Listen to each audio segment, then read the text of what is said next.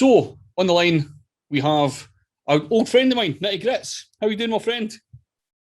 How you doing, bud? You good? I'm great, man. I'm great. Happy to have you on, man. Mate, pleasure to be here, man. Thank you for your time. Again, we were just saying before we started there, it's been a hell of a long time. The last time we've seen each other, it would have been, got about 5-6 years ago, maybe, probably. Longer than that, mate. Maybe longer than that. Maybe. I stayed in Broxburn about 10 years ago, man. Oh my God, right. Oh, that's Edinburgh, I'm assuming. I thought that was in Paisley. I thought. That was fucking wild, man. Oh man, that's it. God, fucking hell. Because we done like there was like the Urban Scot gigs that we done back in the day, so I think it must have been after one of those, I'm assuming, or an MCF gig maybe. I think I had a gig in Glasgow prior to the one in Edinburgh. All right, I okay. caught in Edinburgh. That's fair. That's fair. Right. Back at 9. Mad. Well, again, let's go into a bit of a backstory first. I'd like to start off with sort of when the first time you heard hip hop music was. What was your feelings on that? Or the first time you heard hip hop music? When they used to do like show and tell in primary school, my mate brought in a tape, and I swear to God, on one side of this tape, back to back, it was Run DMC and Jason Nevins. It's like that. It was back to back. I think the song played about 4 times, and the teacher was like, "What's happening? Is there anything else on this tape?" He's like, No, it's my favourite song. And that was the first rap that I ever learned. It was the first time I heard hip hop. Thought it was incredible. And then after that, it was Hi, My Name Is. My name is, of course, man. I remember distinctly, and trying to explain this to Americans and stuff. I've spoken to Americans about like what hip hop is like in Scotland, and it's really hard to explain to them that because they talk about a thing called NPR, which is like a sort of collection of local radio stations. They play a lot of hip hop music and stuff, and they talk about college radio and shit like that. We don't have any such culture of like radio, like college radios and stuff like that. We really have to have the internet to sort of delve deeper into underground hip hop a lot of the time, otherwise we're stuck with Westwood.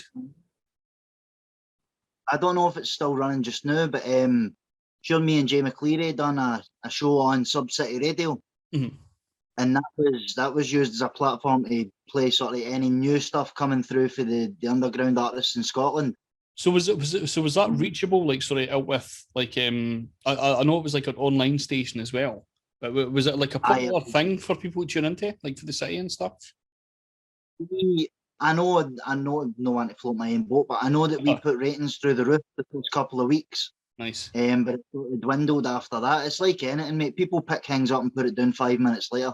It always happens, man. That's one of the reasons like gigs dwindle a lot of the time. You start off setting gigs like every 2 weeks or something like that, then you have to move them monthly just to sort of keep people's interest, and things dwindle. It just happens. The same with podcasts. Same with podcasts happens all the time, man. So after the first time you listened to hip hop, sorry, on you go, man. The gigs, I was just saying, like back when I was gigging quite a lot, it used to be the same acts doing the same songs to the same faces in the crowd.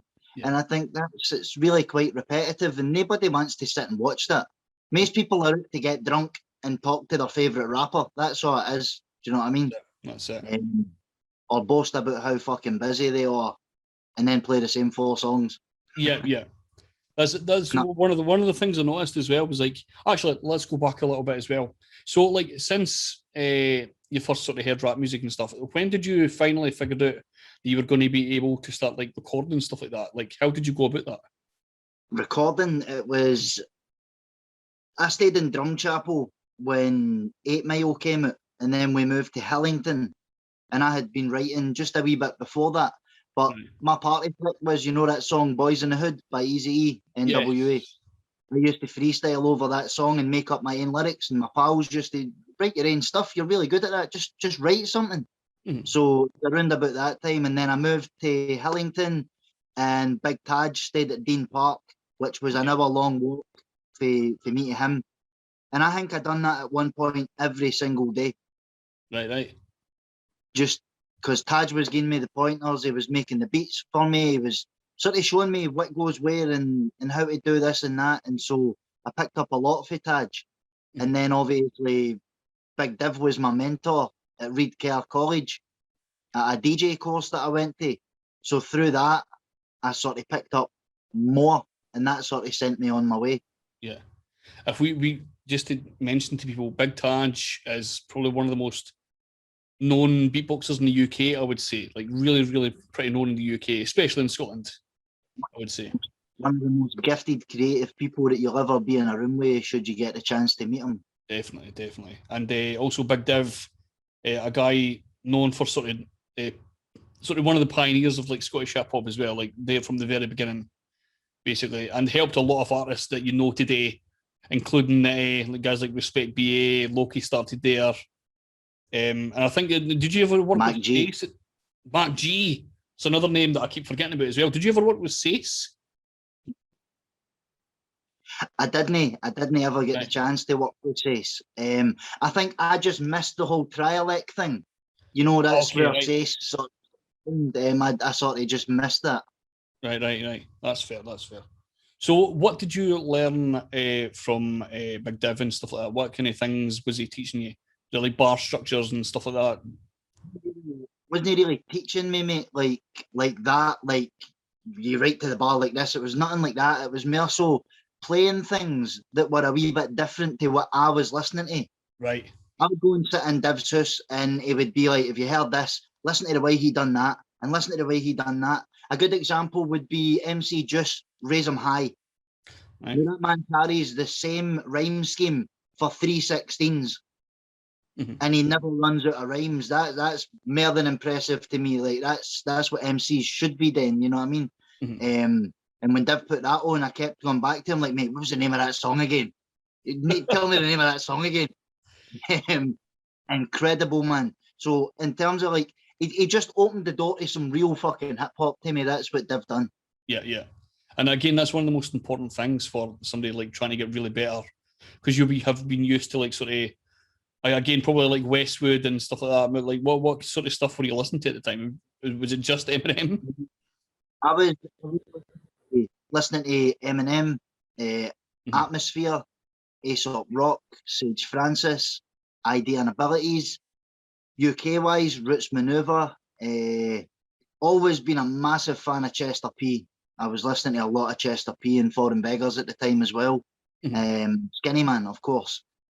But and then Div would play me things like Master Ace, Rakim, LL Cool J, and KRS-One. I'd just be like, fucking hell, man, why have I not heard this before? You know? So just showing you like snippets of like old school stuff as well. Just kind of showing you like snippets of like old school stuff as well, which is cool. It's cool to get that bass sort of thing. Oh, aye. And even like, see, letting me hear things that like Respect BA had done that weren't out yet or whatever. Sorry if I get you in trouble there, Div, but that was a big inspiration as well. Do you know what I mean? Like just hearing what guys around about me and my local scene were doing. Incredible, man. Like yet to hear a bad track for that guy. Yeah. So what was the gig scene like when you first started? Was it like how full were the gigs? Crazy, man. You had fucking Celtic Connection and all that going on. So you would have Big Div used to run a night at the Tom Tom Club, and then that was on a Thursday, and then you'd go straight up to the art school with Dema and Nice, and the place would be packed. You know what I mean? Right. You would be rubbing shooters, sardines in a tin style, and then it's round about the death of the forum. You remember the Bring the Ruckus forum? Yeah. That was when the gigs started to dwindle for me, I noticed. Right, okay. Because people weren't reaching out to Bebo and MySpace. That was the sort of go-to point. Yeah. If you wanted to know about what was happening, you had to go on the forum. After that got destroyed by trolls, fucking Case One, everything went to shit. Do you know what I mean? I remember it kind of getting attacked by like, there was like different websites that come up and like trying to sell like pills and shit, like just loads of that shit coming up on. Again, it was a great way to get to know stuff, get to know what was happening and stuff like that. But there was a lot of stuff happening outside, like on MySpace at the time. And again, Bebo was a kind of a wee bit later addition. And then later after that, Facebook as well. So, but it's interesting, man. It's interesting. So, you worked with like how many people you worked? You worked with quite a lot of people. That's what, like, you used to work with like a Vaid pod and stuff like that as well at one point. Nah, Dope Dave's a man. Dope Dave is a man, mate. I've been speaking to him recently again, man. I'm trying to get him back into it. What's he doing with yourself now? Just working, mate. Just working away. Working. Just doing what needs done. You know, Dave. Definitely, man. So, you started to get a wee bit of a wee bit push behind you. You started to work with MCF, which is a wee bit later on. How was that for you, man? Yep. To get like sort of like label backing. In the beginning, amazing. Because gig wise, man, they'd have me playing gigs all over the place. Incredible. And it's no secret that I felt like with my debut album, Lovesick, had potential to be fucking massive. And I think it just all got rushed to the point that the producer gave up on it for being pushed so hard. Bill Breaks, around about the time he was doing his school exams and stuff. Right. And in hindsight, there was no reason not to be patient. Do you know what I mean? So were you just getting pushed to like rush it, to like finish it and get it done quick? Oh, we got handed a deadline. Oh, see, that's annoying. That's annoying. Do you know what I mean? Which I feel kind of hindered us a wee bit to actually getting things done. But I mean, we got there in the end. Big respect to Jay for putting the album out and stuff. But I think even Jay knows in his heart of hearts that album, given the time, would have been a lot better. Do you know what I mean? Have you ever thought to sort of go back on it and like do a sort of like some sort of redo on it? I was speaking about this to somebody, and I ended up just, you know, it's best to leave things in the past and move forward, man. Fair enough. I thought it would be cool, like a wee update or something like that, or like sort of like a new addition to the story or something like that. I would have thought would be cool. Well, now that I'm making my own beats and stuff, I was just going to go for it. I was going to rewrite wee bits here and there, make all my own beats for it, and just completely revamp it. But I figured, what's the fucking point, man? Just leave it in the past where it belongs, and we'll move forward and get some new shit out. That's it. There's a new addition that come for you as well from beat making. When did you first start getting into the beat making side of things, man? I had Fruity Loops on my laptop for ages, mate. And then lockdown hit the first one. The big one. Amanda was pregnant. Her and I were living at her mum's house at the time. And I just decided, fuck it, I'm making beats. So I opened up Fruity Loops, and as daunting as it is, I clicked on everything, figured out what everything done, where everything went, and within the first maybe 3 months I'm making beats, I had produced an EP for Damaged Goods. Nice. Which, you know, was a big booster for me for being that early in the game, and he likes what he's hearing. And Brian's a big inspiration to me. He's one of my favourites in the game. And I thought that's fucking huge, man. Like, and I know that he's super fussy with the beats that he raps on tape. So that made it even better for me that he liked what he was hearing. And since then, I've been selling beats by the fucking barrel load, man. I see you've been keeping yourself really busy with that. You've done absolutely tons and tons of different beats, and I keep seeing you every day just hustling away, man. It's good. So like just having that to sink into as well. How was lockdown for you, man? Because I know a lot of people, again, you found producing, a lot of people have found like different things. They've started new businesses. They've started new, like I've seen like loads of video editors, loads of new podcasts popping up out of anywhere. Was beat making one of the things that come out of that, or was it like, did you have other things that you'd started? I mean, Amanda was pregnant and her waters went at 12 weeks. So we were sort of in and out of hospital, and then we ended up through in Glasgow, and the wee man was born. So it's hard, man. Like, it really is hard to. The beats took my mind away to a creative place to do something, Like, but other than that, I was sitting in a hospital. Know what I mean? Hoping my son was going to pull through. That's it. I've been trying to skirt around the book. I wasn't sure like how much you were wanting to talk about it. So I know I know the album sort of comes from that. So well, could explain what happened, like, to sort of bring the album out, and you can talk about it as much as or as less as you like. Well, I had stopped. I'd stopped drinking, stopped smoking and stuff, and obviously with a clear mindset going into, yes, I'm going to be a dad and psyched up and stuff. And when Zach passed away, I didn't want to be here. Do you know what I mean? Questioned a lot of my faith, just really didn't know what way life was taking me, what way I wanted to go. I just fuck everything. And I decided that it'd be better to make the wee man proud rather than chuck my own life away too. Definitely. So flung myself into an album, got talking to Nunny. He said he would mix and master it for me. 16 days it took me. I'd made all the beats, wrote the rhymes, recorded them, sent them to Nunny. He done what he does. Fucking much love to the Banger Factory. And that's it, man. But I mean, you've heard the album, you know the bases that it covers and stuff. Basically a big fuck you to everybody, God included. Know what I mean?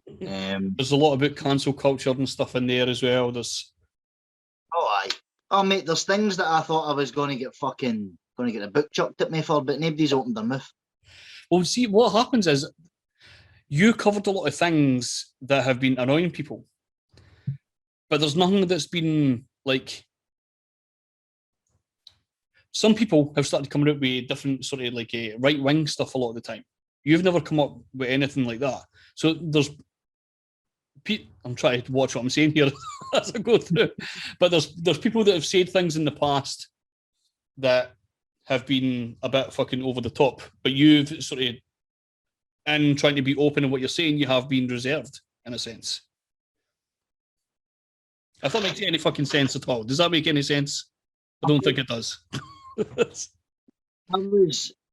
I was told that, you know, after the whole Baltic thing, right, they're going to come for you because you said this, they're going to come for you because you said that. I was like, well, let them then. But the thing is, you can't argue with the truth. So you can tell me you don't like me for having the opinion that I have. That's fine. I don't care about that. You can't tell me that I'm wrong, though. Yeah. That's what I care about. That's it. You can't be told that I'm wrong for having my opinion. Do you know what I mean? Definitely. And you know, we being told by several people that, oh, they're going to come for you, they're going to give you the Baltic treatment, and I thought, great. I love the diss tracks. Come then. Do you know what I mean? But nothing happened. So, in a sense, mate, I would just swerve the cunts anyway, man. I can't be bothered with it. Do you know what I mean? I've got stuff to be doing. That's it. We get to a certain point in life. Like, I used to argue people about religion constantly. It used to be like a big part of my day a lot of the time. No, I just fucking sideswipe the whole thing. I cannot be fucking bothered. I used to argue about like politics and stuff back in the day as well. I don't fucking care anymore, man. I got on with the podcast and stuff like that, and I got on with the blogging and shit, and I don't really care what anybody else is up to a lot of the time. Which, that's it, pretty much. Anyway, the album is out right now. Hell Awaits. Available on Bandcamp. You've got on Spotify. You've got on a few other places as well. Basically, anybody you want music, you can get it for there. Thank you, Nitty, for joining me. It's been much appreciated, my man. No worries at all, mate. Thanks for having us. Not a problem.